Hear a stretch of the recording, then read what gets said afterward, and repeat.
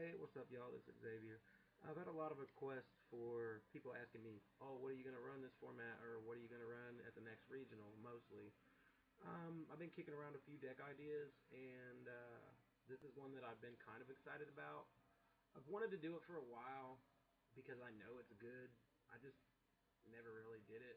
I just combined two of my other decks, basically. What I thought the two best were if I were going to do it of my own personal decks was Dark World and Gravekeepers because it's good against a lot of different decks. Dark World, come on, that's pretty much all I got to say. Being able to Mind Crush and drop cards out of their hand, drag down and get rid of the cards that they need the most, is just really good. And then Gravekeepers being able to control the graveyard but not being able to stop Dark World monsters from happening. Uh, Plus the destruction that they have, the speed that they have with first turn setting a spy, and then being able to go off next turn if they don't do anything about it is just too good. So I combined them, and I'll be checking it out at a couple locals here soon just to see how it plays out. But basically, we got Dark World engine of two Graphless, one gold, two snow, one base, two brow for monsters, and then three drag down just because it's drag down, three dealings. I'm only running one gates just for that. Okay, I have it, and I have a couple Dark World monsters. I'm pretty much running three Necro Valleys to have control of the grave. But this is just in case, it's good, so why not run at least one? And then just a dual or a darkness, allure darkness. And traps, we got Eradicator because it's really good against a lot of different decks like Spellbooks. It's epic against them. If you pop that off in the first turn, you pretty much auto win. One Bottomless, and then triple Mind Crush for the Dark World part because triple Mind Crush is just too good to not run three of them. Being able to open up with a Drag Down, an Eradicator, and a couple of Mind Crushes, and being able to get a Graph on the field is just devastating to them. You dump all their spells and traps, and then hit monsters with Mind Crushes. You pretty much dump their whole hand. It's over with. Now, as far as Gravekeepers, we got three Spies, two Commandants, and I don't have everything that I need for this yet. I'm still working on it because the prices jumped on Gravekeepers a lot lately. One Assailant. I'm only running one Descendant, but that's just because that's the only one I have right now. I just haven't got out and picked them up. I will be running at least one more, probably just one more, and then a Visionary, just because Visionary is good. Especially if you have something to tribute as far as a Gravekeeper, and then you've got two or three in your hand, he'll just keep getting bigger and bigger and bigger, and he's not going to go anywhere as long as you got something to discard, so there really ain't too much you can do about it. You just have a tremendous beat stick that gets bigger every turn.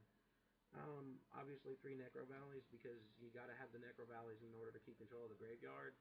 It messes up a lot of different decks, a lot of people's plays. They don't know what to do about it other than MST it or play another field. But, that's what these two are for. They're not just for backfield hate. A lot of people don't know this. Only dumbasses don't know this, but if you have a face-up field spell and someone else plays one and you chain MST to it, yours stays and theirs go because it doesn't have time to resolve. And you can look that up, by the way. One Gravekeeper still, just because it's good to have. It keeps cards in your hand. When you top deck it and you have nothing, you can get anything back with it. Any Gravekeeper's monster. So get a Spy, get a Searcher, whatever. I'll be running the Searchers too, two of them when I get them. Obviously Dark Hole, one double summon because this card is epic. It's been eroded. As far as like reworded, because this original one here says normal summon, and it's been reworded to say normal summon or set because it caused a lot of confusion with people. You can set a monster with double summon, so you can open up Spy, double summon, and Recruiter. It's a win-win. One Magical Dimension because it's just good, to get their boss monster off the field, or to screw up a play when they bring out their tuner or something like that. It's a good card. I'll probably throw one more in. Royal Tribute because it's Royal Tribute. You open up Royal Tribute, Spy, and Necro Valley, you pretty much just won the duel. Especially if they have a whole shit ton of monsters. It's like, wow, you lost game 2. And then just one deck dev, which is standard in my Dark World too, because I mean, come on now, it's two dark decks basically combined. I'm pretty sure the only non-dark monster in this whole deck is probably Commandant, and he's Earth. Everything else is all dark. So you're either gonna pop this off with a Dark World monster, or you're gonna pop it off with a Gravekeeper. Either way, you're gonna get it off. It's a good card. I'll run it in any dark deck that I have monsters of 2,000 or more because it's too good to be able to pop off first turn and dump half their hand, if not more. Because I have done it. I've done it to a guy where I dump 5 cards out of his hand. He goes set MST end turn. I go MST on end phase. I win, and that's pretty much what happened. Extra deck, this isn't really the extra deck I'll run with this. It's just a few things that I've put together, or that were actually put together in these 2 decks, and I kind of just threw a lot of it in there. But we got Zen mains, because I'm going to be throwing at least 1 or 2 tour guides, probably 2 tour guides in there, and Olivier.